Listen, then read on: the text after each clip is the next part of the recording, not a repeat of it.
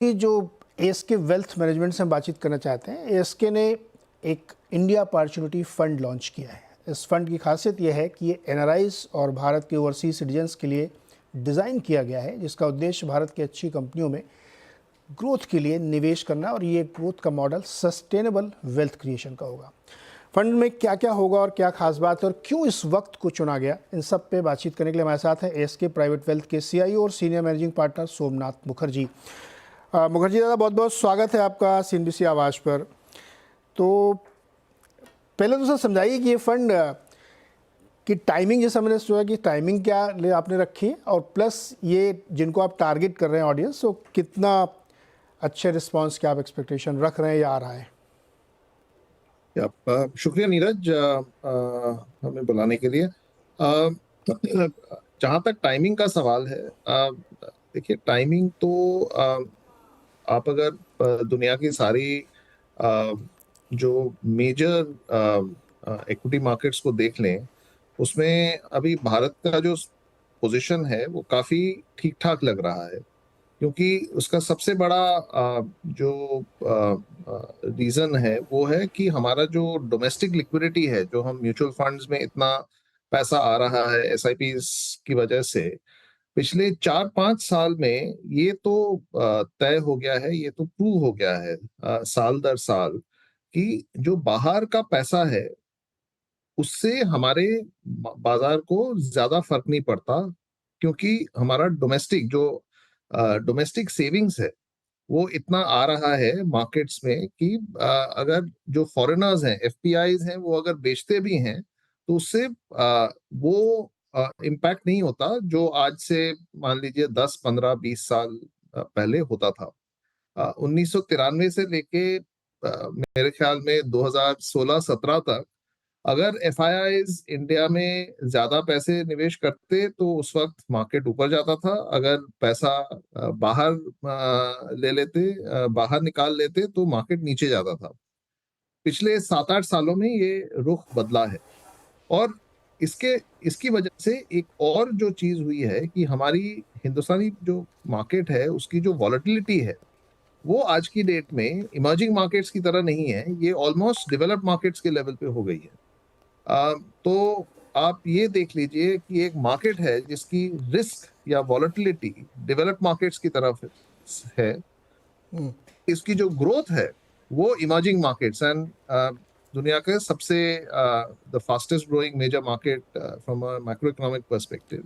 सो ये दोनों को अगर आप जोड़ लें तो विदेशी निवेशक हैं, specially NRIs, people of Indian origin, उनका इंटरेस्ट, दिलचस्प जो है मार्केट में इन्वेस्ट करने के लिए बढ़ ही रहा है। तो एंड वी सॉ दैट कल भी एमएससीआई इमर्जिंग मार्केट इंडेक्स में आईएमआई इंडेक्स जो है उनका, वहां पे इंडिया का वेटेज चाइना से ऊपर हो गया।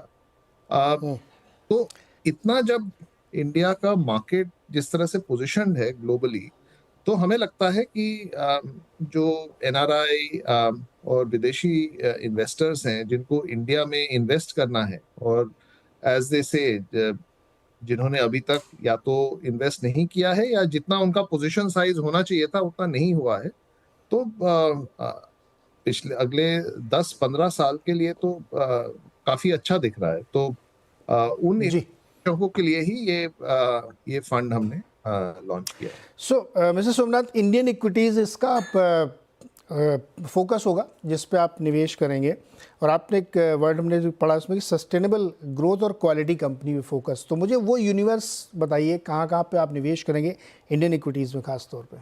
हाँ, सो फंड का जो फोकस होगा उसमें 2-3 खासियत है इस फंड में। एक तो सबसे बड़ी खासियत ये है कि ये एक ऐसा फंड होगा जो भारतीय इंडियन इक्विटीज में तो इन्वेस्ट करेंगी ही, पर इक्विटीज के अंदर अ, हर एक मार्केट में अलग अलग स्टाइल्स होती हैं इक्विटी मैनेजमेंट की। कहीं पे कोई फंड मैनेजर ग्रोथ करता है, कोई फंड मैनेजर क्वालिटी करता है, कोई वैल्यू करता है, कोई मोमेंटम करता है, कोई टॉप डाउन मैक्रो करता है।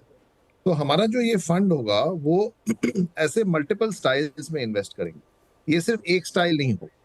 तो इसके वजह से जो भी एक इन्वेस्टर है, जो भी निवेशक है जिसको पाकिस्तान में एक बड़ा एलोकेशन और पोजीशन साइज करनी है, हम कहते हैं कि डिवर्सिफाई करना चाहिए।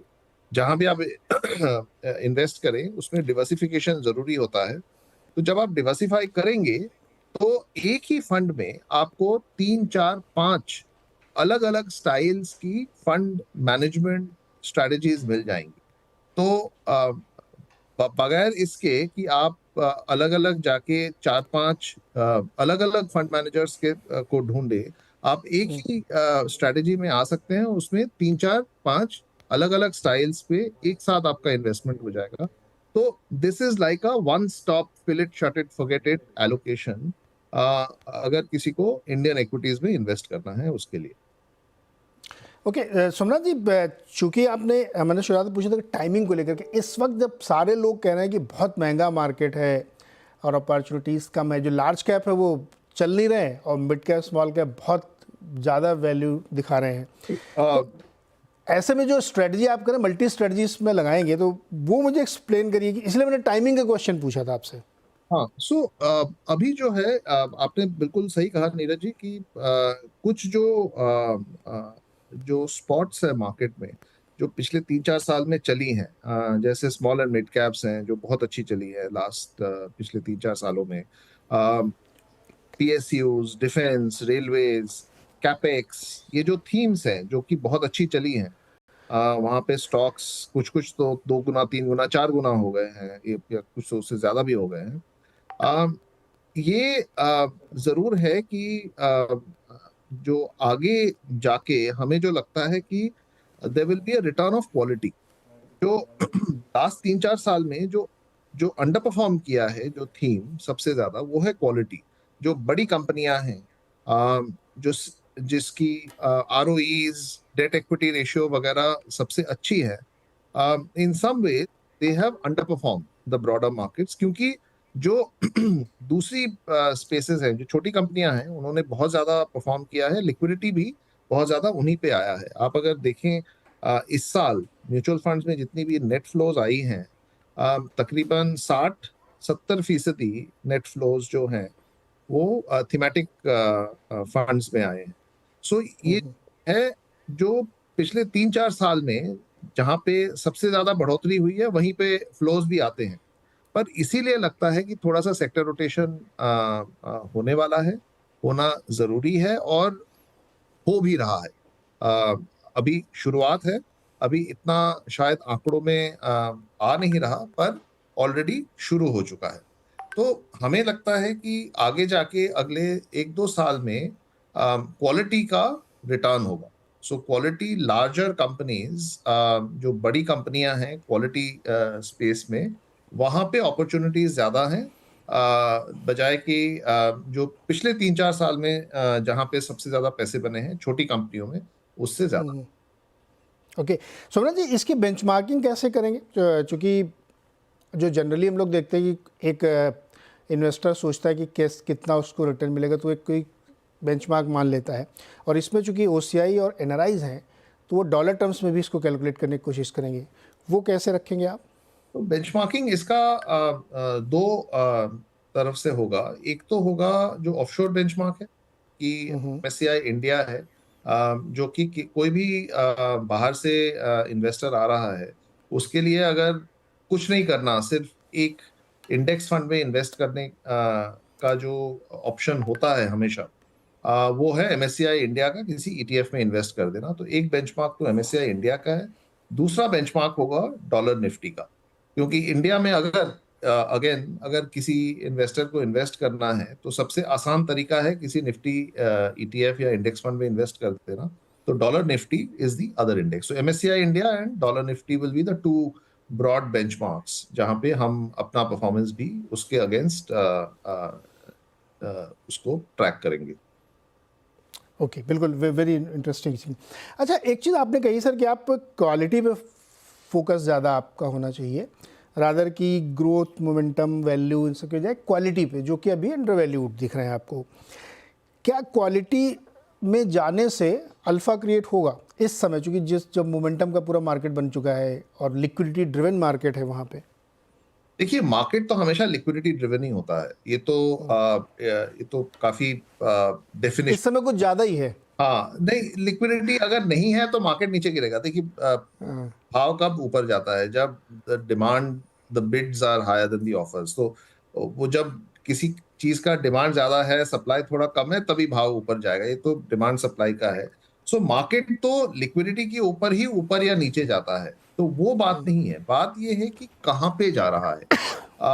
पिछले 3-4 सालों में जो लिक्विडिटी है मार्केट पे, वो गया है मोस्टली छोटी कंपनियों में, और ऐसी कंपनियों में जो उससे पहले 7-8 सालों से, जहां पे ज्यादा किसी को दिलचस्पी नहीं थी, इन्वेस्टर्स को भी नहीं थी, और काफी सालों से उन सब कंपनियों को कोई देख भी नहीं रहा था।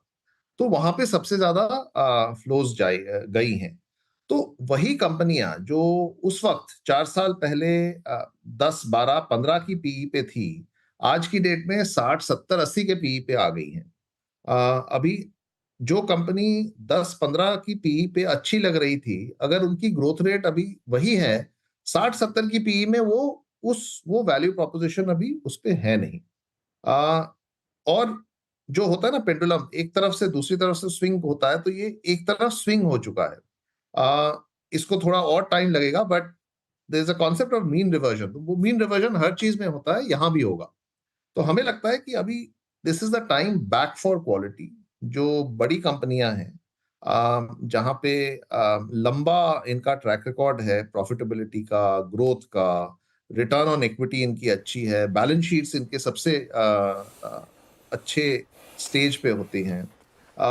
इन सब कंपनियों में जो पिछले 3-4 सालों में इन्वेस्टर्स ने इन पे दिलचस्पी नहीं किया है, आप चाहे डिटेल फ्लोज की बात कर लें, आप चाहे म्यूचुअल फंड्स की बात कर लें, या फिर जो multi cap, flexi cap fund managers हैं, उनकी जो एलोकेशन उसको भी देख लें, ऐसे कंपनियों में ज्यादा इन्वेस्टर्स की दिलचस्पी गई नहीं है। तो इसी वजह से हमें लगता है कि एज वी सी, थोड़ा सा ग्रोथ में स्लो डाउन है। जो कोविड वाला बम्प है वो अभी इट्स बिहाइंड जी। अस।